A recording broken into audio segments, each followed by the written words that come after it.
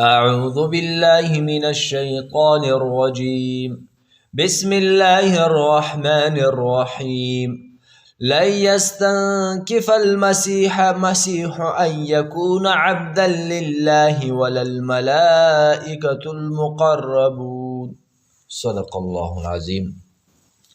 نن به د سوره النساء درس نمبر 304 ویایو. ولن درس کې به آیات نمبر 102 او 103 او ترجمه او تفسیر وکړو.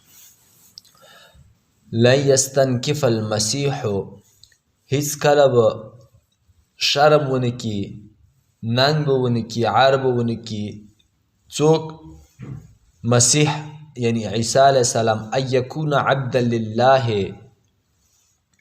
د خبرې چې بنده شي لپاره د الله، ولا الملائکة المقربون او نه به نن او عار او شرم وکي فرښتې چې مقربې دي د الله د بندګۍ څخه.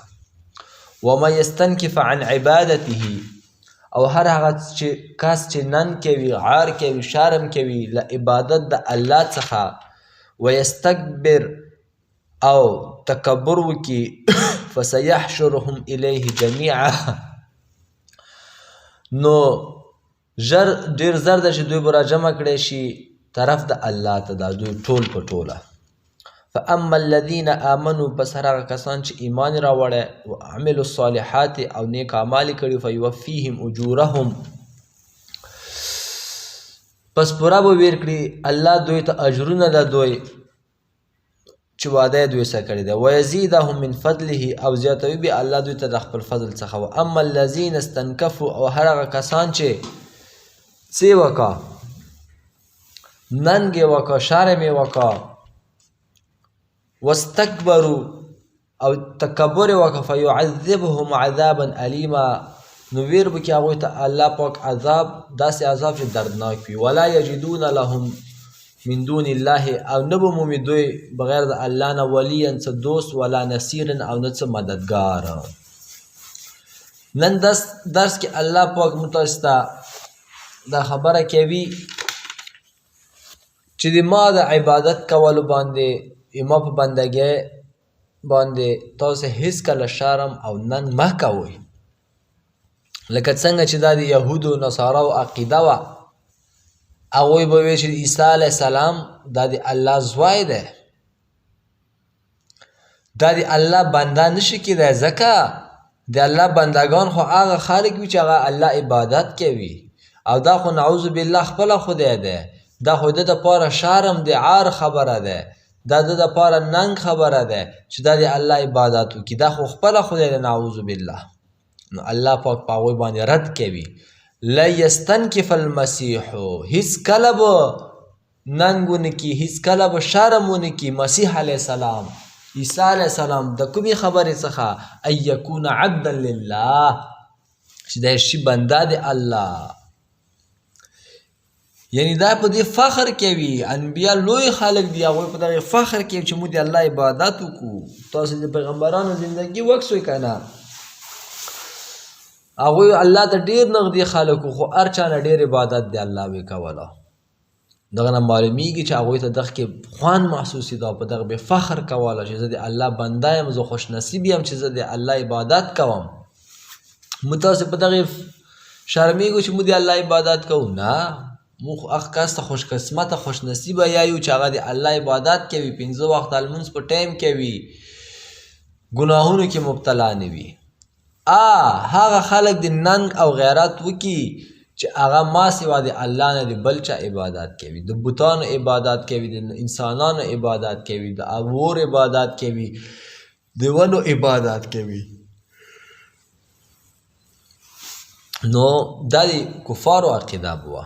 همداسې لوی ملایکې ولا الملائکة المقربون او نه هغه ملایکې چې الله ته مقربې دي په بندګۍ څخه، په خپل بندګۍ سره الله ته ډېرې نږدې شوي دي. داسې فرښتې دي چې تر قیامته پورې په رکوع شکل کې ولاړې دي، داسې فرښتې دي چې تر قیامته پورې د سجدې په شکل کې پراتې دي، بس د الله حکم ورته دی. هغوی په دغې خوشحالې دي، فخر کوي، او دغه دنیا مردار انسان به وي، عبادت به نه کوي. ډېر داسې خلک دي چې تکبر دی واجب عبادت نه کوي. هو زه خو خپله ځان ته یو څه یمې. دا د تکبر دا قسم عقیدې دا د کفارو ډېرې وي. الحمدلله مو مسلمانان داسې نه دي. مو مسلمانانو کې بعضې خلک عبادت کې کمزوري کوي، 5 وخته لمونځ نه کوي، خو هغه په دغه نیت نه کوي چې زه تکبر د واجې نه کوم، مثال خبره، یا زه شرمېږم چې زه لمونځ وکړم. هغه د سستۍ د واجې ورکې دا مرض وي، یا پیسو سې ډېر شوقي وي، پیسو پسې هر وخت منډې وهي، نو په دغې ګناهګارېږي. نو الله پاک فرمایي ومن یستنکف عن عبادته، هر هغه څوک چې نن وکړي، شرم وکړي عبادت د الله څخه، ویستکبر او تکبر وکړي، فسیحشرهم الیه، پس راجمع به شي هغوی، راجمع به کړي هغوی ټول، الیه جمیعا، طرف د الله ته ټول په ټوله، یوه ورځ به ټول الله ته ورځو. دا دنیا مونه پاتې ده، زیات به عمر شي 80 کاله 80 کاله، 100 نه خو څوک نه ووړي، زه 200 ده شي، 200 نه خو د عمر نه ووړي که نه، یوه ورځ به دغې دنیا نه څې. فاما الذین آمنوا، پس هر هغه کسان چې ایمان یې راوړی دی، وعملوا الصالحات، او نیک اعمال کوي، فیوفیهم اجورهم، پس پورا به ورکړي هغوی ته الله پاک اجرونه د هغوی، څومره عبادات دې کړی وي هماغومره به تا ته نیک اجرونه میلاویږي. ویزیدهم من فضله، او زیاتوي به ورته الله په خپل فضل سره. څومره چې عبادات دې کړی وي چې د هغې څومره تا ته بدلې میلاویږي، هغه نه بیرته الله ډېرې درکوي. سبحان الله. واما الذین استنکفوا واستکبروا، او هر هغه کسان چې ننګ او غیرت وکړي او تکبر وکړي، فیعذبهم عذابا الیما، الله به ورکړي هغوی ته عذاب درناک.